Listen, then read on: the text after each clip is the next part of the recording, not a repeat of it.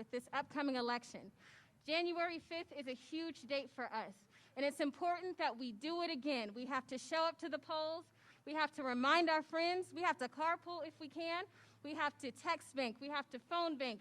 We have to use all of our power as young people to be sure that our voices and our votes are heard. So we are so excited to be here today.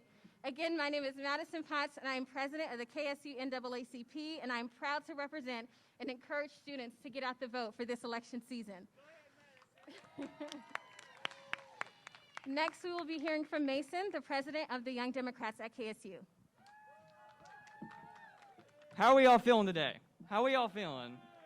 I want to thank each and every one of you for being here today. I want to thank all of my colleagues for helping put this event together. I want to thank the church for hosting us, and I want to thank the New Generation Project as well for assisting in this event. I want to thank everyone for being here and helping to get out the vote. Most importantly, voting is a show of solidarity. Voting is putting the power in the hands of the people exactly where it belongs. And I want everyone to take the energy that I'm seeing here today. I want them to take it all the way to the polls and the ballots all the way through January 5th, and I want to see you do it when you fill out your absentee ballots. I am so honored and excited for everyone who came here today. Thank you so very much. And to be completely frank, as the president of the Young Democrats, I encourage you to vote for Jon Ossoff and Raphael Warnock so we can give Mitch McConnell 6 years of headache in the Senate. Thank you so much for being here, and I would love to introduce Ryan Cotton to continue the next speech. Good afternoon. My name is Ryan McKinley Cotton, and I'm the president of the National Panhellenic Council at Kennesaw State University. I would like to thank all of you for being here this afternoon and seeing the importance of this event. Your vote is your voice, and I want you to take this energy and make sure you make a plan to vote in the January 5th runoff election. Thank you. And next, I would like to introduce the members of the Tau Zeta chapter of Alpha Phi Alpha Fraternity Incorporated, who will be performing a step for us today.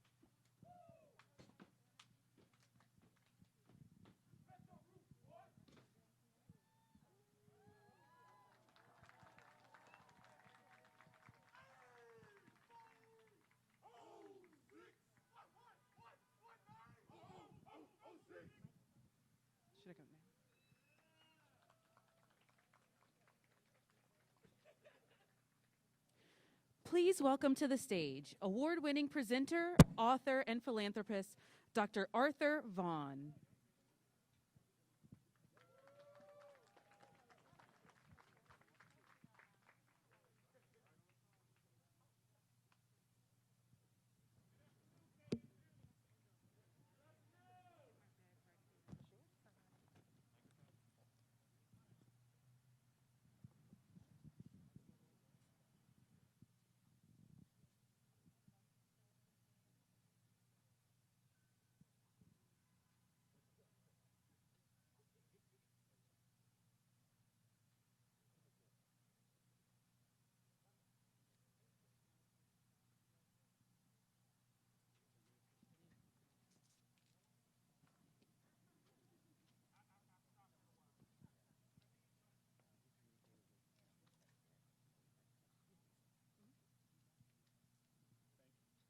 Thank you.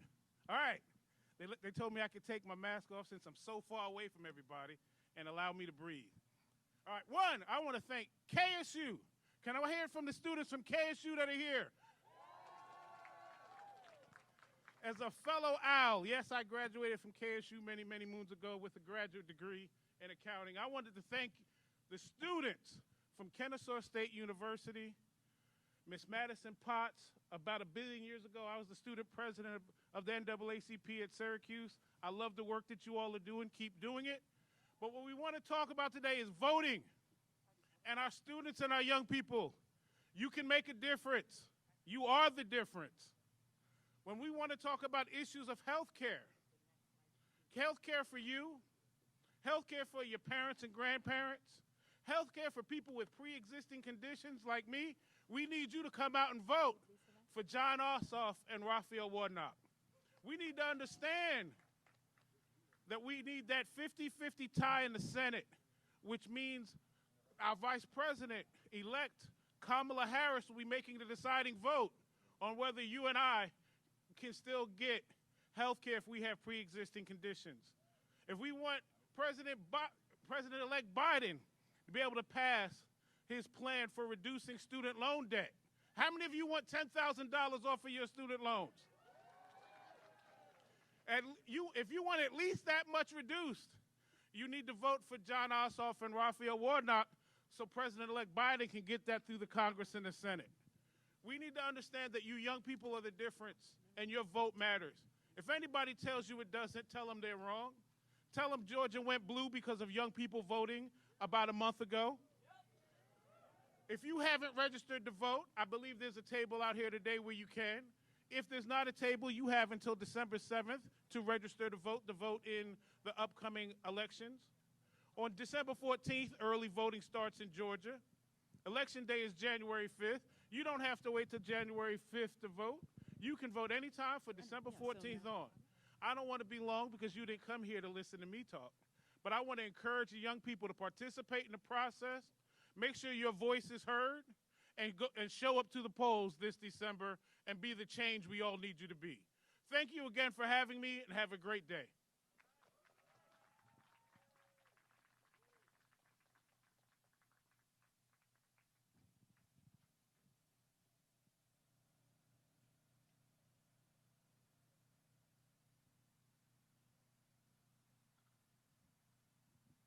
Please welcome to the stage Lisa Cupid, Cobb County Commission Chair-elect.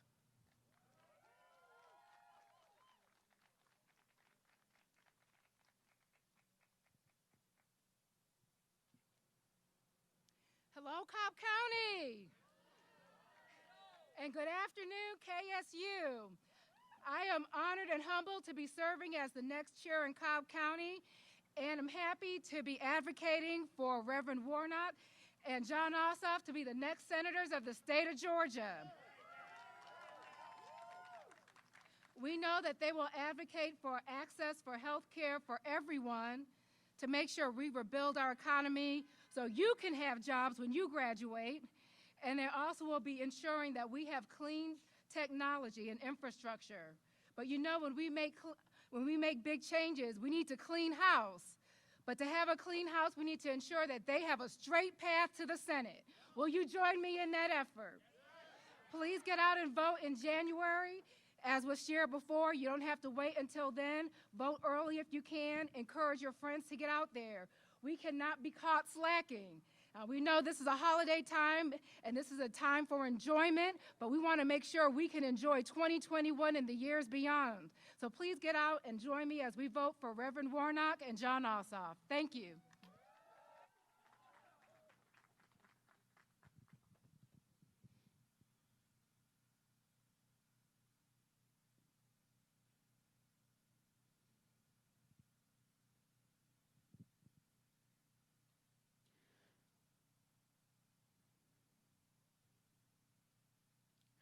Please welcome to the stage legendary award-winning actress Lynn Whitfield.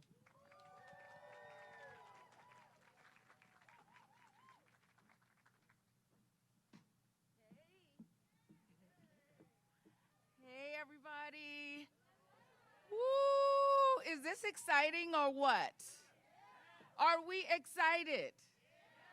One thing I can tell you, all these beautiful young faces out here being engaged, you are exciting me. Thank you so much for being here, because you could be anywhere. So I think you ought to just give yourselves a pat on the back and give yourselves an applause and say, woo! Woo-hoo! That's right. You know, this country is dependent upon the young people, and I am so grateful that the NAACP asked me to be here, and the university asked me to be here. KSU! Can I hear it for KSU? Absolutely. So now, look here, y'all. I want to know how important you feel. You must feel extremely important. You got to. Because look what happened in November. What happened in November is that Georgia turned blue.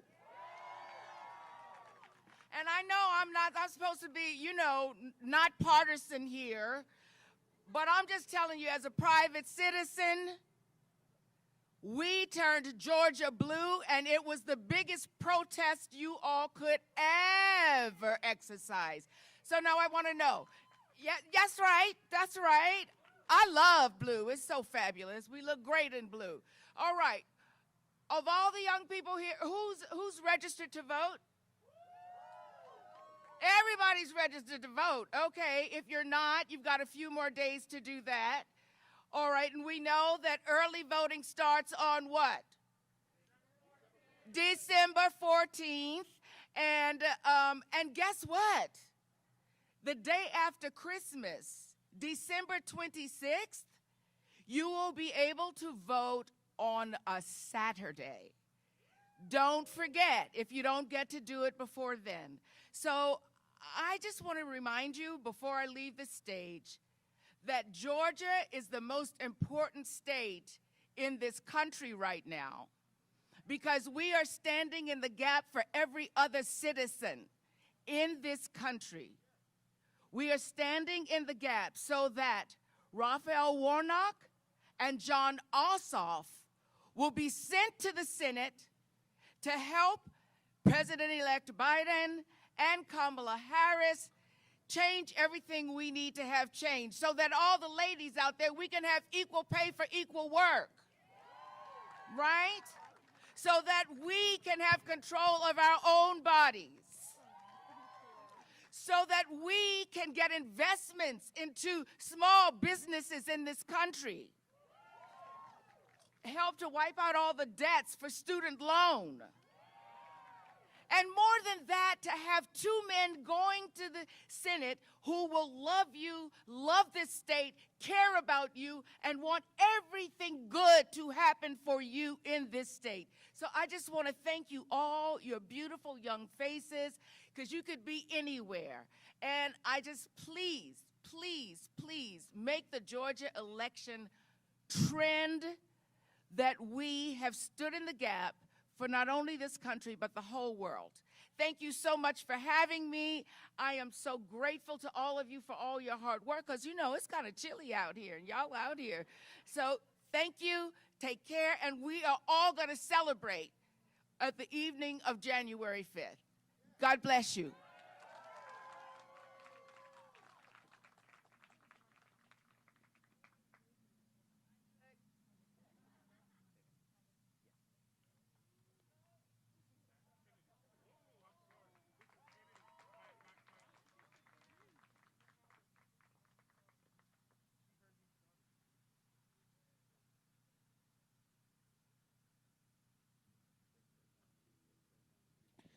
Please welcome to the stage the Director of Youth Engagement for Warnock for Georgia, Casey Brock.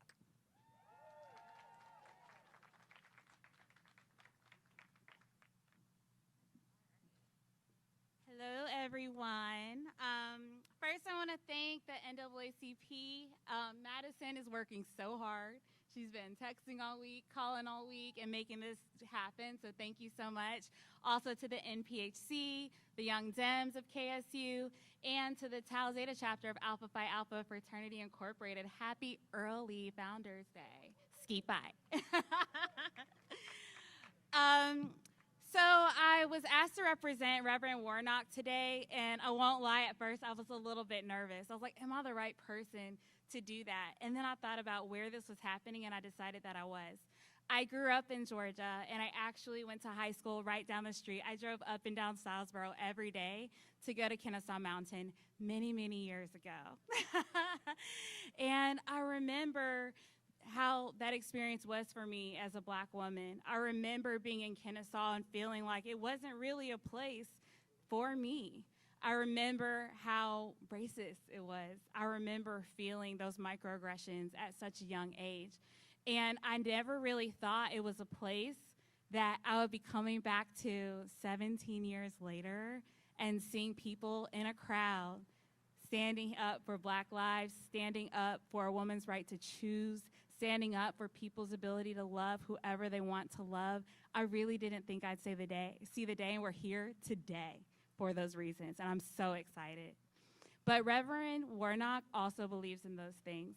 He has been deemed the progressive pastor. He believes that everybody deserves the right to be who they want to be and do what they want to do, and I'm so excited to represent him here today.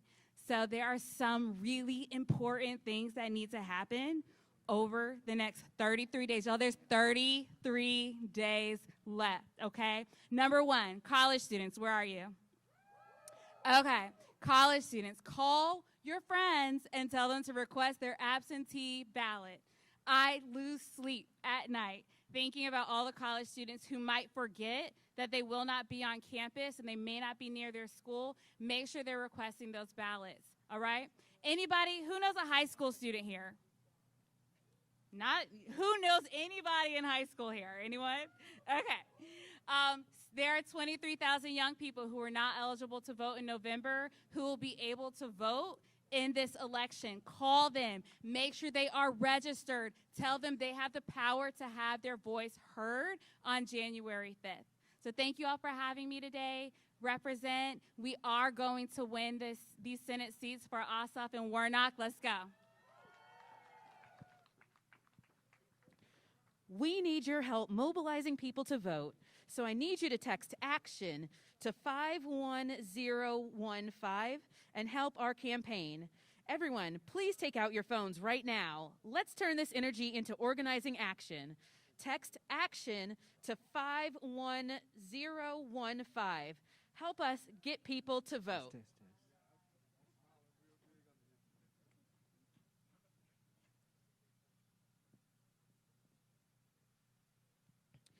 Please welcome to the stage Daniel Blackman, candidate for Georgia Public Service Commission District 4.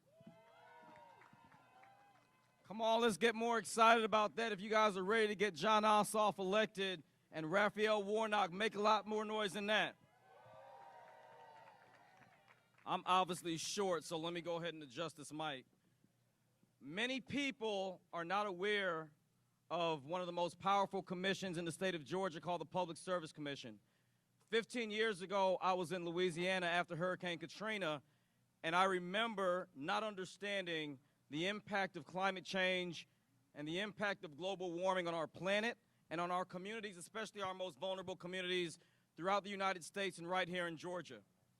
What I did realize was that I know as a kid that grew up with asthma, and as the father of 3 black boys, one of which has asthma, I understood fundamentally that in our communities around the country, there was a problem.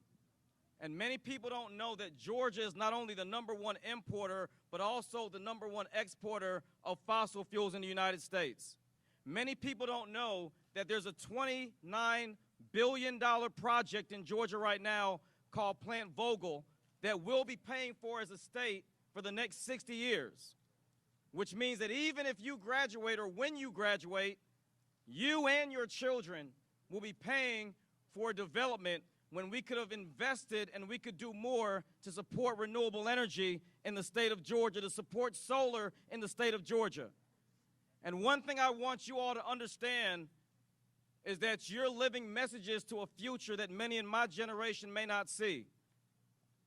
The importance of what this race means for the Public Service Commission, for those of you who have never heard about it, is they're the ones that determine what we pay on our electric bills and our gas bills. They're the ones who determine what our rates are. And in the United States, on average, 5% of a person's paycheck goes towards their utility bill. But in Georgia, 18% of what we make goes towards our utility bill. We have the 5th highest electric rates in the country and the 8th highest utility rates in the United States. And these are sacrifices that your families have to make for you to enjoy universities like Kennesaw State. But beyond our high utility rates in Georgia, we struggle with wireless broadband in this part of the state and around Georgia as a whole. When 88% of our prison population reads at a 3rd grade level, that's a problem.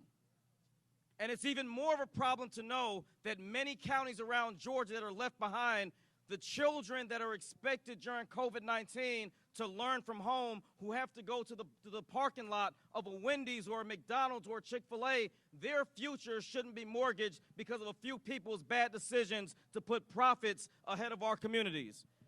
So I want you all to know the importance of down-ballot elections. Yes, we're going to get Jon Ossoff and Raphael Warnock elected and give President-elect Biden a Senate majority so that we can move things forward like the decriminalization of marijuana and make sure that women's rights and minority rights and things in this country move forward. But we have to understand, as I close, because I know we're all waiting for the man of the hour, and I'm excited about what Jon is going to say and what he's going to do. But I want you all to understand the importance of down-ballot elections.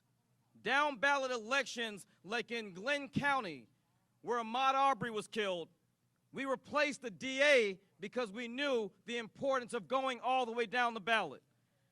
Yesterday, we elected Georgia's first Latina woman to be the district attorney in Athens, Georgia.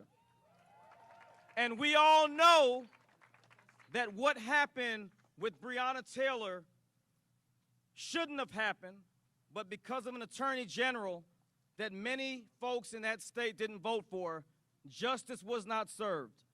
And this is a position in the midst of social justice atrocities in the United States where we can address George Floyd's last words of "I can't breathe" and Eric Garner's last word of "I can't breathe" by supporting and fighting for children around this state that can't breathe because of the air quality and the asthma that they struggle with each and every day. So at this time, I want you to remember on January 5th, there is a 3rd name on the ballot. Yes, we're going to elect Jon Ossoff to U.S. Senate. Yes, we're going to elect Raphael Warnock to U.S. Senate. But you can also vote for Daniel Blackman to be the first Democrat elected statewide in almost 20 years. And the first African American to be elected to the Public Service Commission in Georgia. At this time, I want to introduce my friend who I've had the privilege of traveling with around this state. Many folks have seen the fact that he's been an investigative journalist. We shared a friend in Congressman John Lewis, who was his mentor and who was John's personal friend. But the man I've seen on the campaign trail is someone that scared David Perdue enough to not want to debate him another day throughout this campaign. The person I've gotten to know is a family man and an individual committed to Georgia, committed to young people. He's a native of Georgia. He's someone who believes in making sure your college and your education is not spent with all your years fighting to pay it back. He wants to be your voice at the U.S. Senate. He wants to be an ally for all of Georgians to get health care. And he wants to fight against the failed policies that we've seen over the last 3 years. So without further ado, I want to invite my friend and our next U.S. Senator, Jon Ossoff.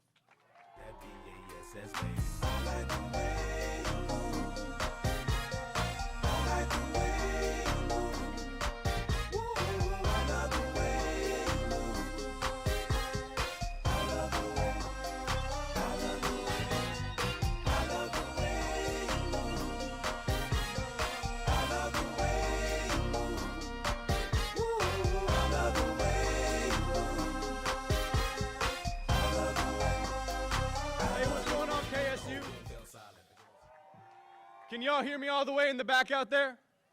Y'all can hear me out the way out here? You look beautiful. I know we're spread out. I appreciate it. We're taking care of each other. Everyone just take a deep breath. Kind of look around. This is democracy in action.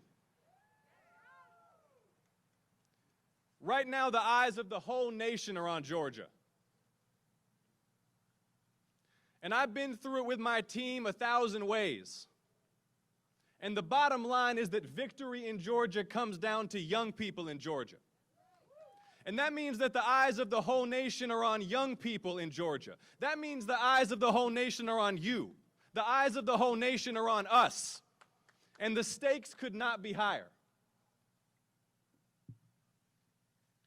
We're living in the midst of a tragedy, a crisis. More than 250,000 Americans killed by a virus that our leaders told us was no deadlier than the flu.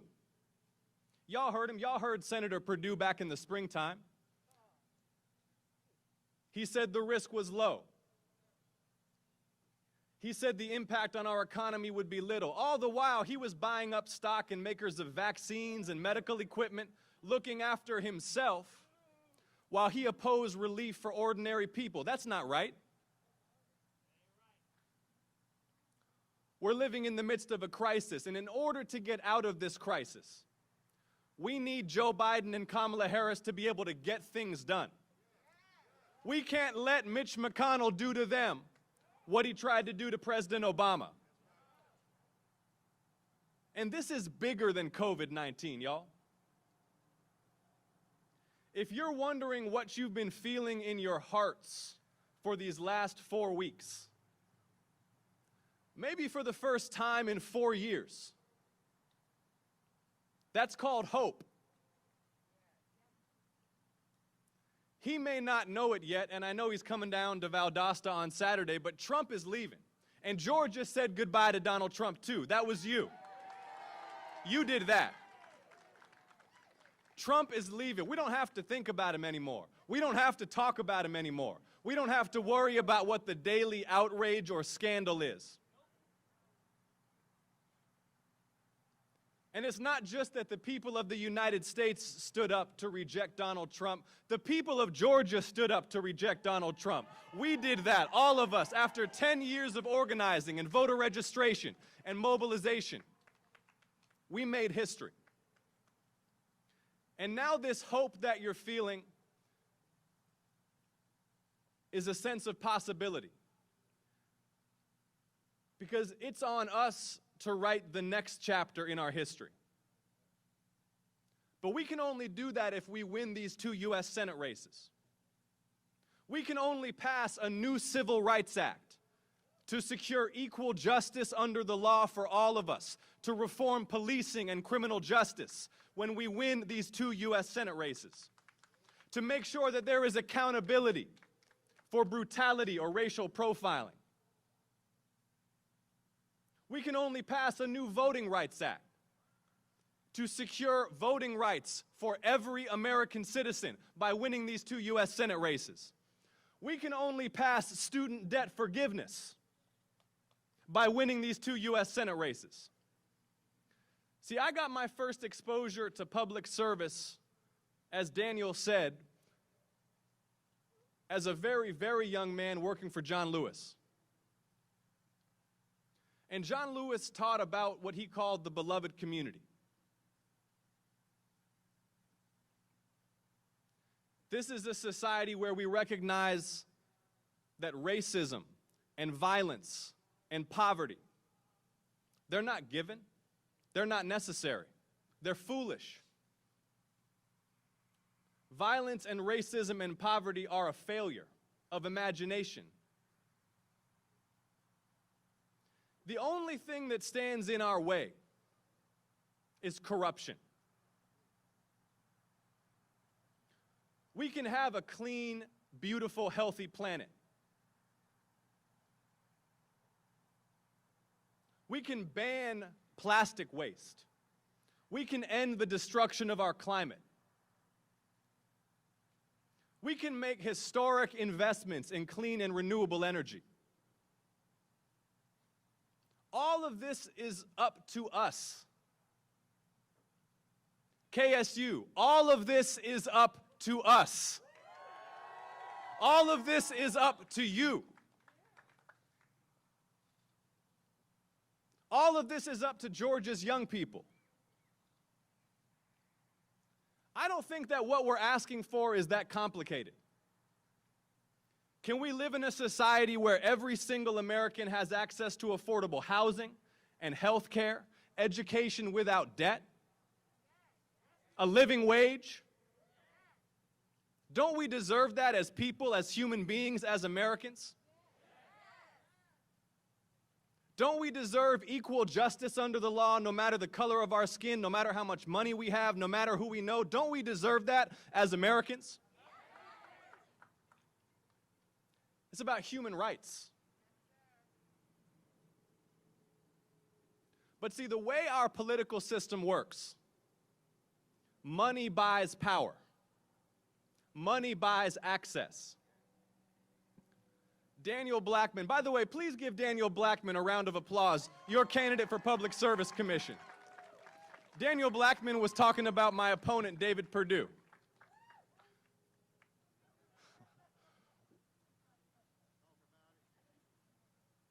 I don't even know where to begin. So you got a U.S. senator who hasn't held a public town hall meeting in 6 years. But he sells meetings for $7,500 corporate checks. Just think about that for a second. He won't come out and answer questions from us. But if you pay him corporate money, he sells you 4 meetings a year. He sells you a retreat on the private island where he lives. He sells you access to his home. Is it any wonder that someone who does business that way doesn't care about ordinary people? That's who David Perdue is. We can turn the page, y'all. KSU, we can turn the page. We have the power to do that. What's happening in Georgia right now is special. You got the young Jewish son of an immigrant running alongside a black preacher, the senior pastor at Ebenezer Baptist Church, who holds the same pulpit Dr. King did, building a grassroots movement for health and jobs and justice for the people. And they're running against David Perdue and Kelly Loeffler, like the Bonnie and Clyde of political corruption. It's cartoonish.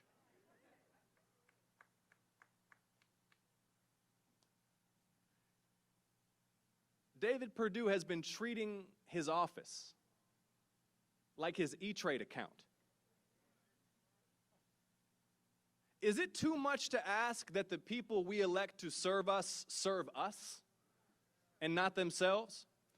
How are you going to sit on the banking committee and trade all these banking stocks? How are you going to sit on the defense committee and trade all these defense contractor stocks while you send federal money to them? And all year long, what's he been telling us and what's he been telling the press? With indignation, saying he doesn't control his own stock trades. Well, it turns out they impaneled a federal grand jury to investigate this guy, and he does place his own stock trades. He's been lying to us all year. He's been lining his pockets while we pay his salary. Lying to us through his teeth about his corruption. David Perdue's campaign slogan now is that he wasn't criminally indicted. Is that? Maybe the bar should be a little higher for a sitting member of the U.S. Senate.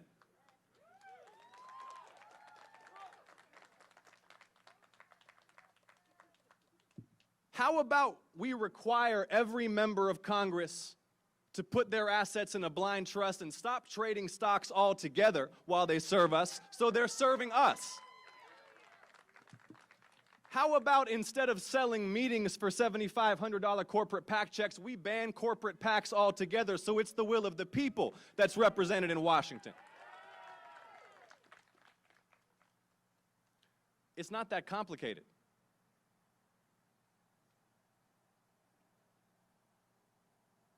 But KSU, I know y'all standing apart. I know it's cold. I know it's been a long and difficult year.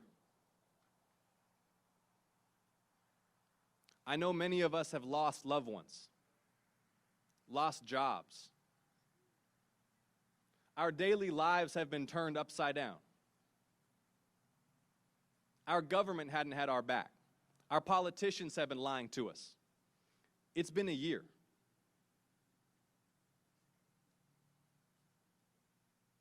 But we have work to do. And I'm not asking you to work for me. I'm not asking you to work for the glory of a political party.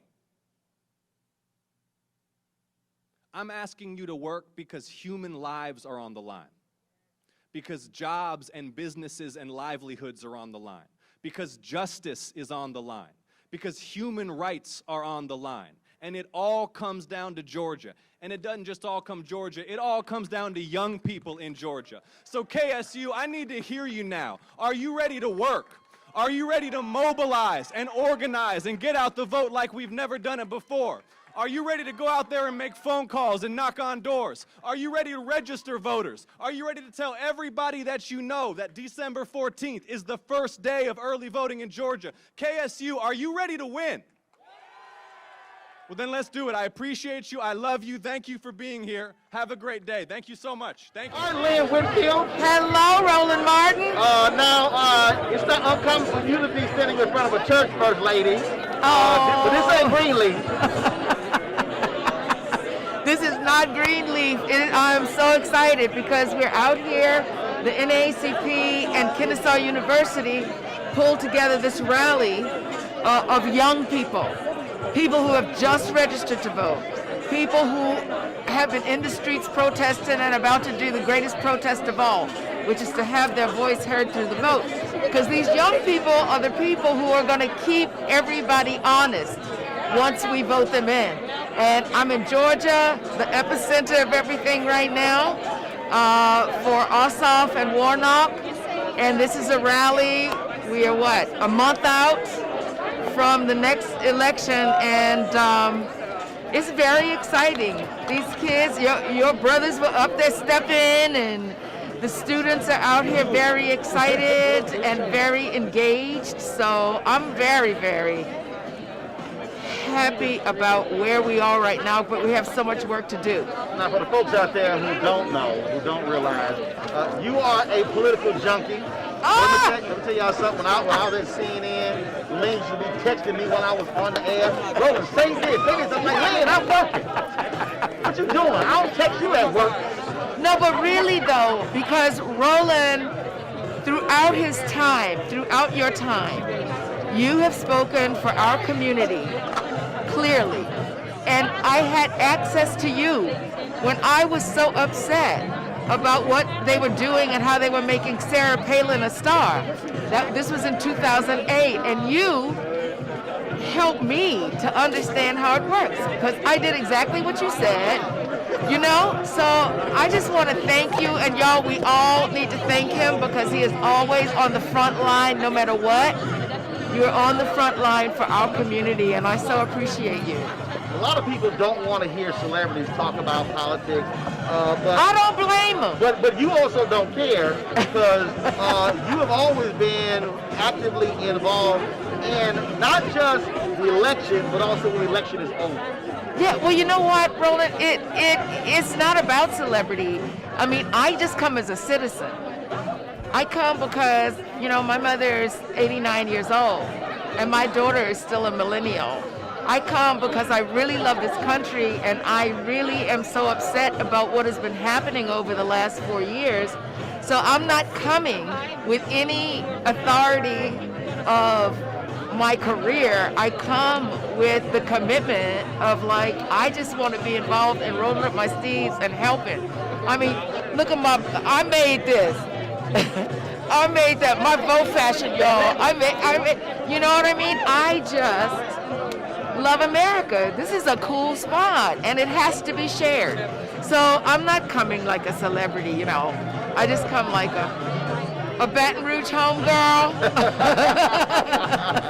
But speaking of that, there's a mayoral election in Baton Rouge on Saturday. I know. And the sister is trying to get reelected. I know. We're sending some stuff down, and we had a campaign event, virtual birthday for her, and they're trying all kinds of shenanigans. I mean, you know, I don't know what they're doing because she knows I'd be there if she needed me, but we're going to do some more virtual stuff. Okay. Yes. All right then. Well, Lynn, Yes. it's always a pleasure chatting with you. It's Glad such to a- see you out here, standing up on behalf of Jon Ossoff and Raphael Warnock. We appreciate Yes, indeed. They are great men, and they will be great senators, so I'm excited. it. All right, thanks a bunch. All right, I thank you. appreciate it. I can't even. Look, we can do this. Yay! I appreciate it, darling. I Always good appreciate to see you. Okay. Always good to see All you. right. Young voters, it's been hard to turn them out, especially in runoff races. What are you doing differently from past Georgia Democratic campaigns to make sure they come out?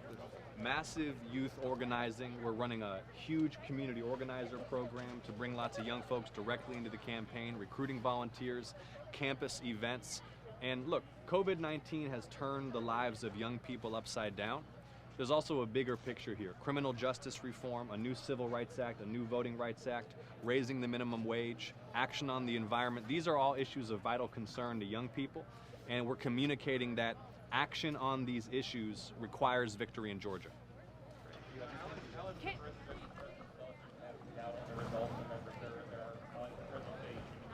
Runoff. How do you see the Republican resistance to the election results playing out for you? Do you think it's a help to your campaign that Republicans are openly debating whether to vote at all? I see it as an open attack on the voting rights of black Americans in Georgia. Because when Lindsey Graham, for example, calls Georgia's Secretary of State and says, why don't you just throw out some legally cast ballots and throw this state for the president, what he means is, why don't you disenfranchise black voters in Georgia? It cannot stand. The attacks on voting rights are unacceptable, and it's why we need a new Voting Rights Act to secure the franchise for all Americans. Cool. Caroline, Caroline, go ahead. Mr. Ossoff, you are going to be on the debate stage against an empty podium at this point on Sunday night. How are you preparing for it? Well, I'll be debating on Saturday, and David Perdue is pleading the fifth.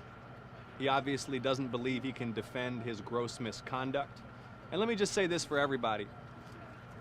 David Perdue's defense at this point now amounts to the fact that he was not criminally indicted. The fact that he was not prosecuted by the Department of Justice does not clear him of wrongdoing. He has been lying all year. How many reporters, how many news organizations received indignant statements on the record from David Perdue or his spokespeople denying that he managed his own stock portfolio?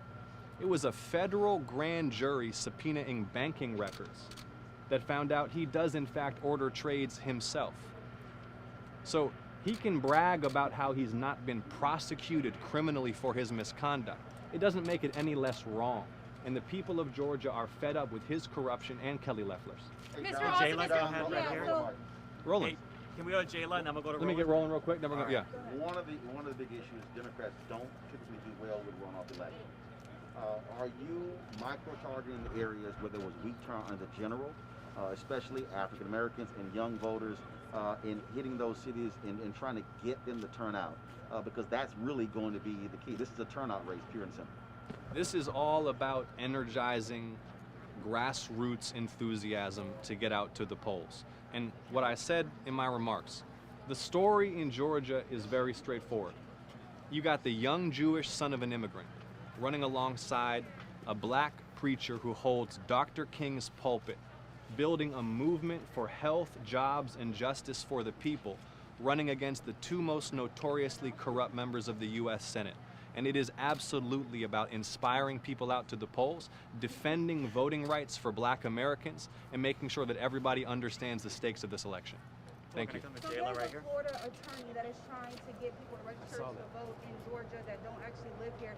What are some of your thoughts about people that are trying to get that to happen, trying to sway this vote?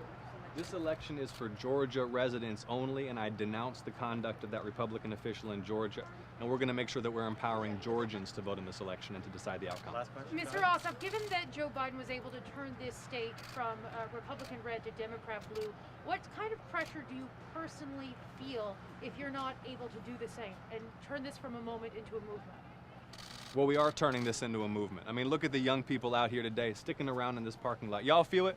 Yeah. We are turning this into a movement. This is a movement for health, jobs, and justice, being led by 2 Democratic candidates who are the face of the New South, building a multiracial, multi-generational coalition that demands better for the people, that rejects the flagrant corruption of politicians like David Perdue and Kelly Loeffler. And we recognize the stakes. They're going to try to do to Biden and Harris just like they tried to do to President Obama. We can't afford that in a crisis, not when the stakes are this high. So we are getting out the vote like never before, and the young people who are here today are going to power that effort through to victory on January 5th. And everybody remember, December 14th is the first day of early voting. I appreciate y'all. All right, Thanks thanks everyone for coming out. Thank you.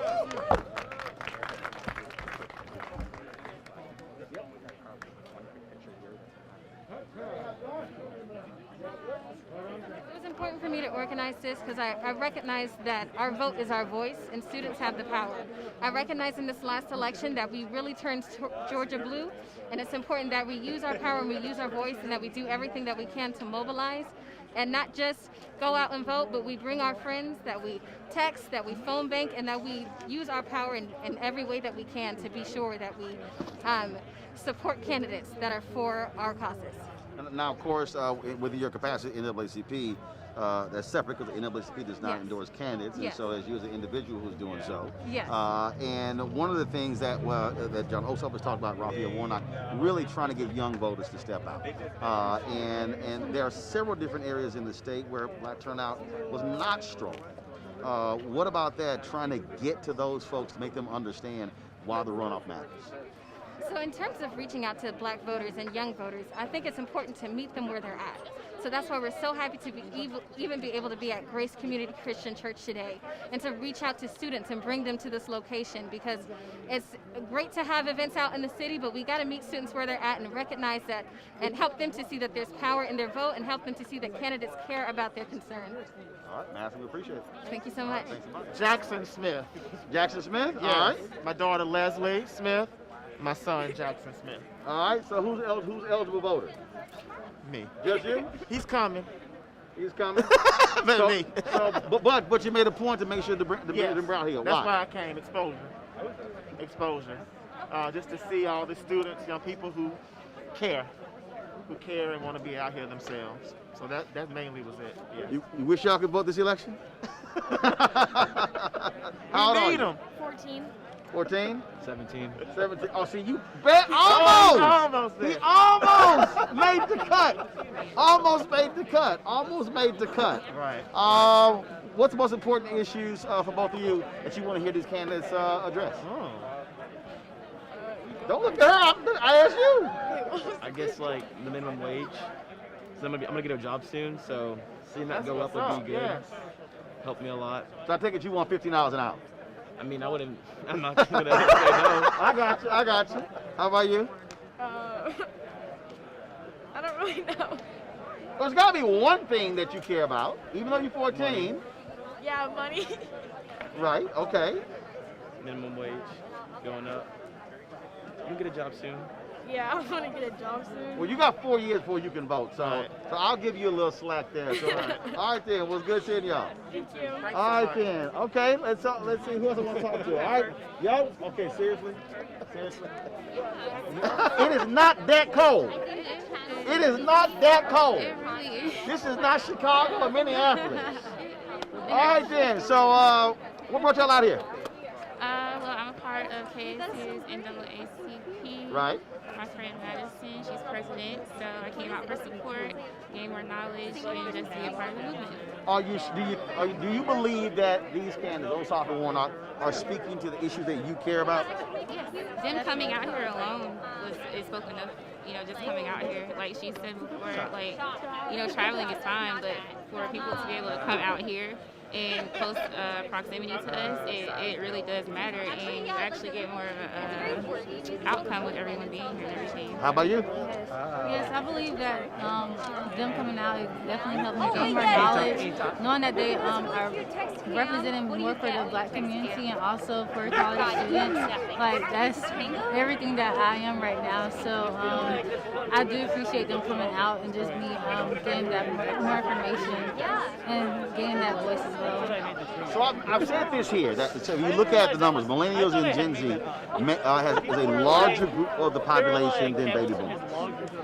And I've had some folks who are millennials and Gen Z tweet me, they say, well, I wish you older voters didn't do this, this, this. My response is, if you don't vote, you're actually letting somebody else make the choice. So in your conversations with your peers who have said, voting's irrelevant, I don't care, all the candidates are the same, it's a waste of time. How, first of all, have you heard that? And then how have you responded to them?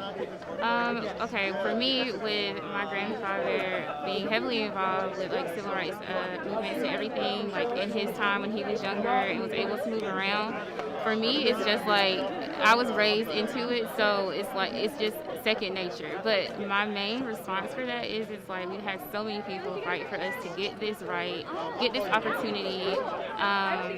Why sit here? Like, why just sit on it? Even if you feel like it doesn't matter, you have the opportunity, you have the right, go out and vote, get it done, and you know what I'm saying, exercise your rights. That's the main thing. We had so many people fight for it, so I don't understand why anybody would just sit around and not do it. Have any of these conversations for you turn into arguments? Yeah. Yeah, for sure. And I mean, honestly, I'm not the type of person, I don't really like arguments, but I do get my point across. So when I do talk to my friends and stuff, I'm like, yes, it's important. This is why, because they don't really come to me. They tell me their reasoning, but I'm like she said, it doesn't hurt. It only helps. So we got that voice. So why